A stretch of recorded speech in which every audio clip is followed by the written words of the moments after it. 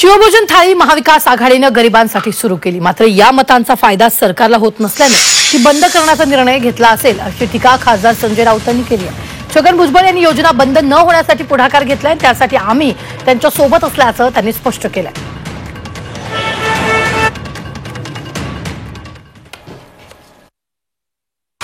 अतिशय गरीब त्यांच्याकडे काहीच नाही, ते माणसं जेवतात आणि हे माझ्या दृष्टीनं सरकारची अतिशय उत्तम योजना आहे की डायरेक्ट गरीब माणसाला त्याचा फायदा मिळतो आहे। मग ते काही ठिकाणी हॉस्पिटलचे तिथेच केंद्र आहेत, तर हॉस्पिटल जाणाऱ्या लोकांना त्याचा फायदा होतो।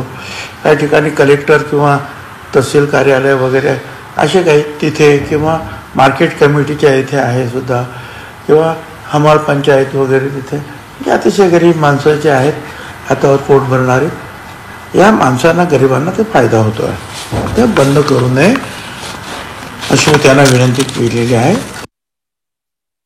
शिवभोजन थाळी ही आधीच्या महाविकास आघाडीच्या सरकारनं श्रमिक, कष्टकरी, गोरगरीब जनता याच्यासाठी केली होती, पण सरकारला आता ते गोरगरिबांना अन्न पुरवणं परवडत नाही, कारण त्यांना राजकारणात त्याचा उपयोग नाही आहे। पण ठीक आहे, भुजबळ साहेबांनी हा विषय मांडलाय, आम्ही त्यांच्या मागे उभे राहू।